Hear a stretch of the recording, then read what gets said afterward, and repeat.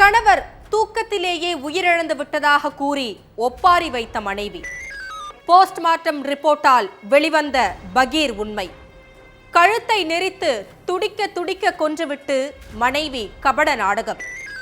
யாருக்கும் சந்தேகம் வராதபடி அழுது புரண்டு நாடகமாடியும் உண்மை வெளிச்சத்திற்கு வந்தது எப்படி?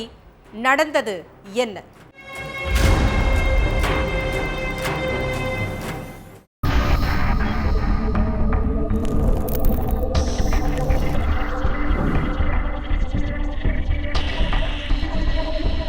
நைட்டு சாப்பிட்டு தூங்கின கணவர் காலையில எழுந்திருக்கவே இல்லை.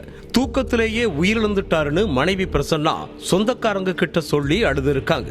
வாழ வேண்டிய வயசுல சுதிர் ரெட்டி உயிரிழந்ததை நினைச்சு மொத்த உறவுகளும் துடிதுடிச்சு போய் நின்னுட்டு இருந்தாங்க.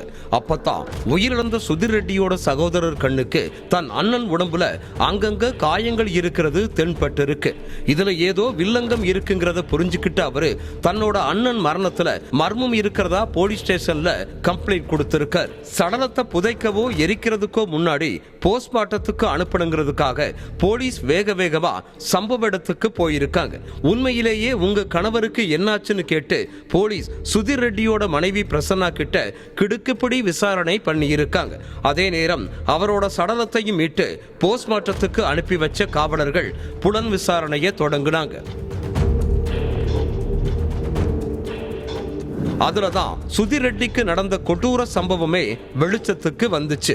இதுக்கு நடுவுல போஸ்ட்மார்ட்டம் ரிப்போர்ட்ல சுதிரை யாரோ அடிச்சு காயப்படுத்தினது மட்டுமில்லாம துப்பட்டாவால கழுத்தை நெரிச்சிருக்காங்க.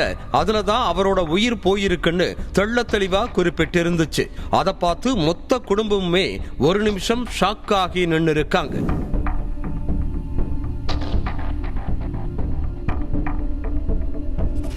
தெலங்கானா மாநிலம் ஹைதராபாத்ல உள்ள குகட்பள்ளி பகுதியைச் சேர்ந்தவர் சுதிர் ரெட்டி.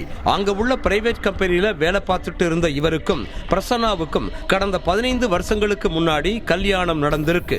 இந்த தம்பதிக்கு 9 வயசுல ஒரு மகன் இருக்கான். பிரசன்னா தன்னோட வீட்டுக்கு பக்கத்திலேயே சின்ன அளவுல மளிகை கடை நடத்திட்டு வந்திருக்காங்க. தெரு தெருவா போய் உணவுப் பொருள் விற்பனை செஞ்சுட்டு இருந்த இளைஞன் ஒருத்தன் பிரசன்னா கடை நடத்திட்டு வர்ற ஏரியாக்கு அடிக்கடி போயிருக்கான். அப்போ 2 பேருக்கும் இடையில பழக்கம் ஏற்பட்டு இருக்கு.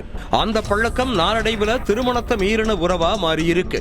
சுதிர் ரெட்டி வேலைக்கு போன நேரம் பார்த்து அந்த இளைஞன் அடிக்கடி பிரசன்னாவோட வீட்டுக்கு வந்திருக்கான்.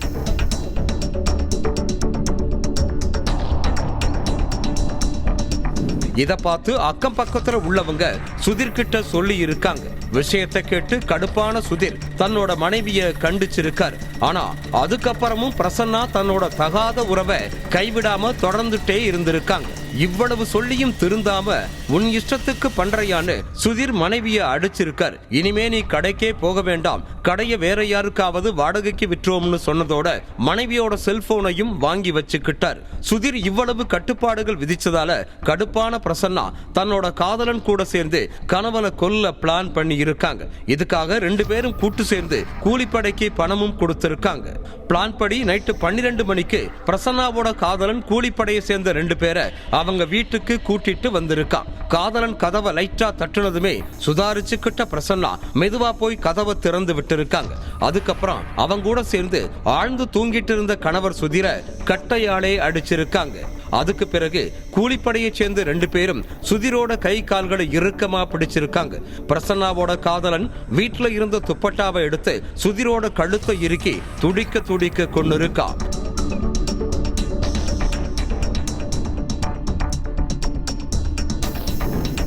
இது எல்லாத்தையும் கட்டிலுக்கு பக்கத்திலேயே நின்னு வேடிக்கை பார்த்துட்டு இருந்திருக்காங்க மனைவி பிரசன்னா. அதுக்கு பிறகு கொலை பண்ணவங்க அங்க இருந்து போனதும் கணவர் சுதிர் தூக்கத்திலேயே உயிரிழந்துட்டதா சொல்லி அழுது நாடகமாடி இருக்காங்க. விசாரணையில நடந்த எல்லாத்தையும் மனைவி பிரசன்னா ஒண்ணு விடாம சொல்லிட்டாங்க. அதுக்கப்புறம் அவங்களோட காதலனும் கூட வந்த 2 பேரும் யாருன்னு கண்டுபிடிக்க போலீஸ் 20க்கும் மேற்பட்ட சிசிடிவி கேமராக்களை செக் பண்ணி பார்த்தாங்க. அது மட்டும் இல்ல, சம்பவம் நடந்த நேரத்துல சுதிர் வீட்டுல பதிவாகி இருந்த செல்போன் சிக்னலை வச்சும் கொலையாளிகளை தேடினாங்க. அதன் அடிப்படையில பிரசன்னாவோட காதலனை கைது செஞ்ச காவல்துறையினர் மேலும் தலைமறைவா இருக்கிற கூலிப்படையை சேர்ந்த 2 பேரை தீவிரமா தேடிட்டு இருக்காங்க. தகாத உறவுனால நடக்கிற கொலை சம்பவங்கள் அதிகரிச்சிட்டு வர்ற நிலையில கணவனை இரவோடு இரவா கள்ளக்காதலனோட சேர்ந்து துடிக்க துடிக்க கொன்ன சம்பவம் அந்த பகுதியில பெரும் பரபரப்பை ஏற்படுத்தி இருக்கு.